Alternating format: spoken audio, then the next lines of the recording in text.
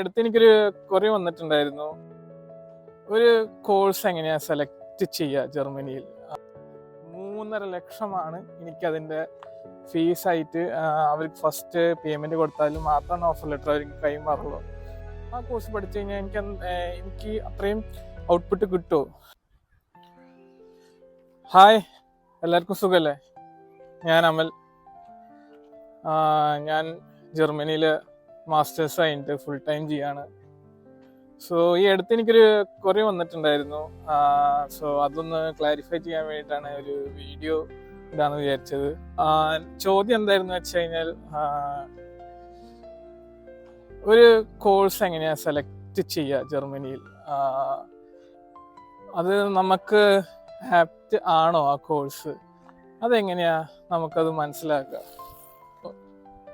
അതിനൊരു സൊല്യൂഷനായിട്ടാണ് ഞാൻ ഇവിടെ ഒരു വീഡിയോന്റെ രൂപത്തിൽ ഞാൻ ഇന്ന് ട്രൈ ചെയ്യാന്ന് വിചാരിച്ചത്. ഞാൻ എൻ്റെ സമയത്ത് എന്താ ചെയ്തിരുന്നത് ഞാനൊരു ഐഡിയ തരാം. സോ ഞാൻ ആ സമയത്ത് എനിക്ക് ഒരു ഏജൻസി, എൻ്റെ പേര് ഞാൻ പറയുന്നില്ല, എറണാകുളത്താണ് അവരുടെ ഓഫീസ്. ഒരു RWTH ആക്കാൻ നിങ്ങൾക്ക് എല്ലാവർക്കും അറിയായിരിക്കും. ആ യൂണിവേഴ്സിറ്റി ഇവിടെ ജർമ്മനിയിൽ അത്യാവശ്യം നല്ല ഫേമസ് ആണ്. സോ അവിടെ നിന്നൊരു എന്താ പറയുക, ഒരു ഓഫർ ലെറ്റർ കിട്ടി. അവർ സെറ്റാക്കി തന്നു എൻ്റെ പേഴ്സണൽ ഡീറ്റെയിൽസും ഡോക്യുമെൻറ്റ്സ് ഒക്കെ വെച്ചിട്ട്. ബട്ട് 3.5 ലക്ഷമാണ് എനിക്കതിൻ്റെ ഫീസായിട്ട്. അവർക്ക് ഫസ്റ്റ് പേയ്മെൻറ്റ് കൊടുത്താലും മാത്രമാണ് ഓഫർ ലെറ്റർ അവർക്ക് കൈമാറുള്ളൂ.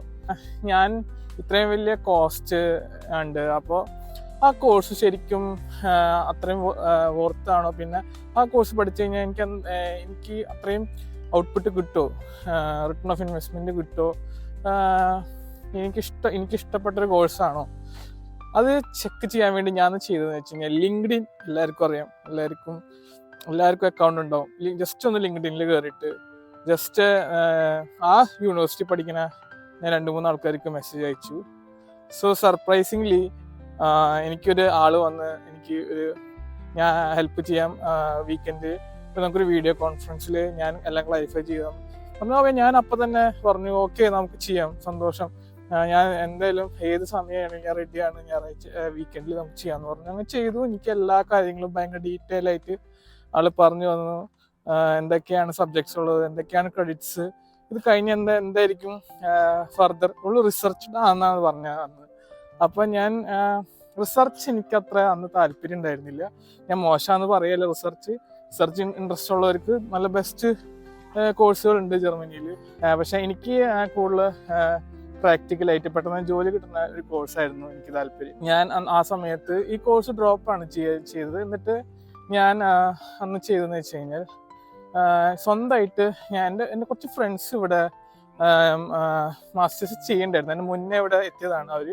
അപ്പോൾ അവരുടെ അടുത്തൊക്കെ ചോദിച്ചിട്ട് സ്വന്തമായിട്ട് ഞാൻ അപ്ലൈ ചെയ്തു. അങ്ങനെ ഒരു ലോജിസ്റ്റിക്സ് ഫീൽഡിലാണ് ഞാൻ ഫൈനലി മാസ്റ്റേഴ്സ് ചെയ്തത്.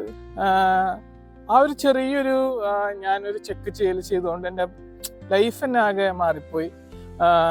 ഞാൻ എന്താ പറയുക, ഇവിടെ വന്ന് അത്യാവശ്യം എനിക്ക് പെട്ടെന്ന് എന്താ പറയുക പാർട്ട് ടൈം കാര്യങ്ങളൊക്കെ ശരിയായി.